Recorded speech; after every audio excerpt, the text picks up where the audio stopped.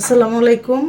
আজকে আমি সিম দিয়া আলু দিয়া শুটকি দিয়া একটা রেসিপি করব। আপনারা সবাই দেখবেন, কিন্তু আমি সিমটি আগেই কেটে ফেলাইছিলাম, মনে ছিল না। এখন আমি আলুটি দুই ফালটা করে নেব, খোসা ছাড়াই, যেহেতু শুটকি দিয়ে রান্না করব।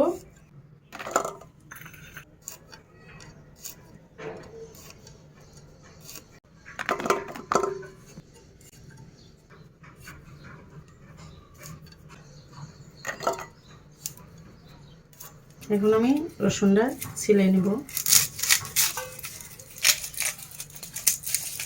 রসুনটা যেহেতু শুটকি রান্না করবো। এখন আমি শুটকিটি কেটে নেব।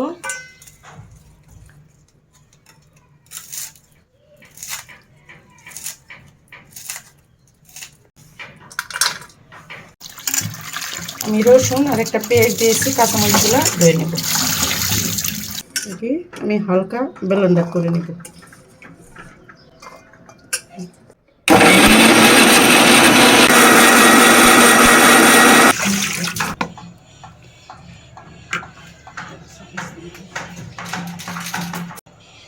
এখন ব্লেন্ডার করা কাঁচামরিচ রসুন পেস্ট আমি পাতিলেতে দেব। এখন আমি পেঁয়াজ রসুন কাঁচামরিচটি যে ব্লেন্ডার করছি, এখন আমি মরিচ দিয়ে দেব। হালকা মরিচ, যেহেতু কাঁচামরিচ দিছি। এখন দিয়ে দেব হলুদ,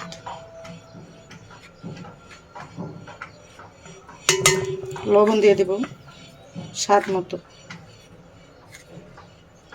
শুটকিগুলো এখন আমি ধুয়ে নেব।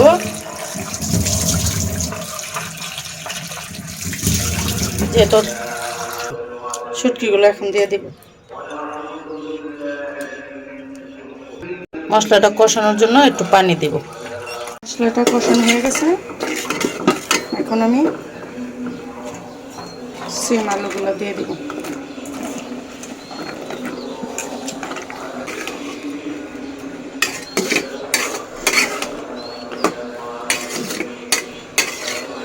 তরকারি এখন লাড়া দেওয়া হয়ে গেছে। এখন আমি ঢাকনা দিয়ে ঢেকে দিব 20 মিনিটের জন্য। আমার শুটকি তরকারিটা হয়ে গেছে। দেখুন, আপনি তেল ছাড়া শুটকি রান্না করে খেয়ে দেখবেন, অনেক ভালো লাগবে। ঠিক আছে, সবাই লাইক শেয়ার সাবস্ক্রাইব করবেন।